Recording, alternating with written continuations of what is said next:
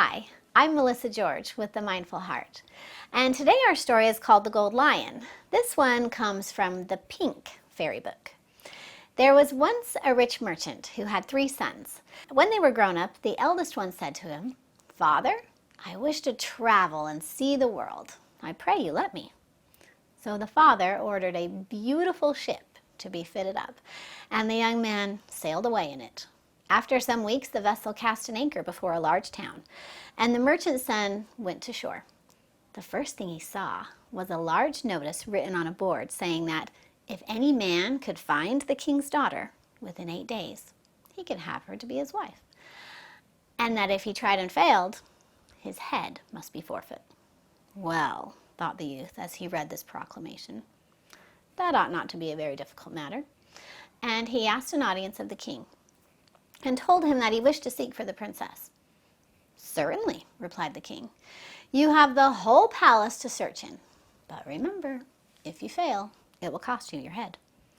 So saying, he commanded the doors to be thrown open and food and drink to be set before the young man, who, after he had eaten, began to look for the princess. But though he visited every corner and every chest and every cupboard, she was not in any of them, and after 8 days he gave it up and his head was cut off. All this time his father and his brothers had no news of him, and they were very anxious. At last the second son could bear it no longer and said, "Dear father, give me, I pray you, a large ship and some money, and let me go seek for my brother." So another ship was fitted out, and the young man sailed away, and he was blown by the wind into the same harbor where his brother had landed. Now, when he saw the first ship lying at anchor, his heart beat high, and he said to himself, "My brother can surely not be far off." And he ordered a boat and was put on shore. As he jumped onto the pier, his eye caught the notice about the princess, and he thought, "Aha, my brother has undertaken to find her, and he has certainly lost his head. I must try myself and seek him as well as her. It cannot be such a very difficult matter." But he fared no better than his brother, and in 8 days his head was cut off. So now there was only the youngest son at home, and when the other 2 never came home, he also begged for a ship, that he might go in search of his lost brothers. And when the vessel started, a high wind arose and blew him straight to the harbor where the notice was set. "Oh ho," said he as he read, "whoever can find the king's daughter shall have her to be his wife. It is quite clear now what has happened to my brothers. But in spite of that, I think I must try my luck." And he took the road to the castle. On the way, he met an old woman who stopped and begged. "Leave me in peace, old woman," replied he. "Oh, do not send me away empty," she said. "You are such a handsome young man. You will surely not refuse an old woman a few pence." "I tell you, old woman, leave me alone." "You are in some trouble?" she asked. "Tell me what it is, and perhaps I can help you." Then he told her how he had set his heart on finding the king's daughter. "I can easily manage that for you as long as you have enough money."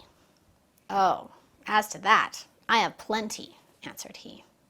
"Well, then you must take it to a goldsmith and get him to make you a golden lion with the eyes of crystal, and inside it must have something that will enable it to play tunes.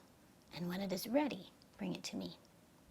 The young man did as he was bid, and when the lion was made, the old woman hid the youth in it and brought it to the king, who was so delighted with it that he wanted to buy it.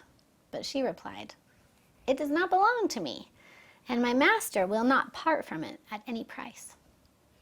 "At any rate," said the king, "leave it with me for a few days. I should like to show it to my daughter." "Yes, I can do that," answered the old woman. "But tomorrow I must have it back again." And then she went away. The king watched her until she was quite out of sight, so as to make sure that she was not spying upon him.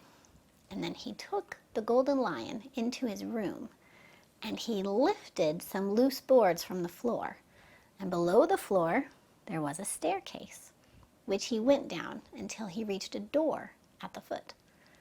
This he unlocked, and he found himself in a narrow passage closed by another door. which he also opened.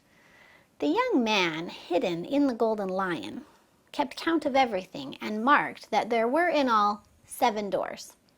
And after they had all been unlocked, the king entered a lovely hall where the princess was amusing herself with 11 friends. And all 12 girls wore the exact same clothes, and they were alike as each other as 2 peas. What bad luck, thought the youth. Even supposing that I did manage to find my way here again, I don't see how I could ever tell which one was the princess. And as he stared hard at the princess, she clapped her hands with joy and ran up to them, crying, "Oh, do let us keep that delicious beast for tonight. It will make such a nice plaything."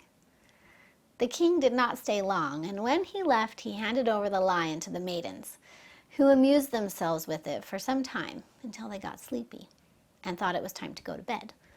But the princess took the lion into her own room and laid it on the floor.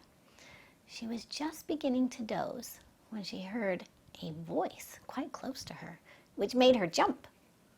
"Oh, lovely princess, if you only knew what I have gone through to find you." The princess jumped out of bed screaming, "The lion! The lion!" But her friends thought it was a nightmare and did not trouble themselves to get up. "Oh, lovely princess," continued the voice, "fear nothing. I am the son of a rich merchant, and I desire above all things to have you for my wife. And in order to get you, I have hidden myself in this golden lion." "What use is that?" she asked. "For if you cannot pick me out from among my companions, you will still lose your head." "Well, I look to you to help me," he said. "I have done so much for you that you might do this one thing for me." "Then listen to me," she said. "On the 8th day, I will tie a white sash around my waist, and by that you will know me." The next morning, the king came very early to fetch the lion, as the old woman was already knocking on the palace door asking for it. And when they were safe from view, she let the young man out, and he returned to the king and told him that he wished to find the princess. "Very good," said the king, who by this time was almost tired of repeating the same words. "But if you fail, your head will be the forfeit." So the youth remained quietly in the castle, eating and looking at all the beautiful things around him. And now and again he was pretending to be searching busily in all the closets and corners. On the 8th day, he entered the room where the king was sitting. "Take up the floor in this place," he said. The king gave a cry, but stopped himself and asked, "What do you want the floor up for? There's nothing there." But as all his courtiers were watching him, he did not like to make any more objections, and he ordered the floor to be taken up, just as the young man desired. And then the youth went straight down the staircase until he reached the door, and then he turned to the king and demanded that the key should be brought. So the king was forced to unlock the door, and the next, and the next, and the next, until all 7 were open. And then they entered into a hall where the maidens were standing in a row, all 12 of them, so alike that none might tell them apart. But as he looked, one of them silently drew a white sash from her pocket and slipped it around her waist.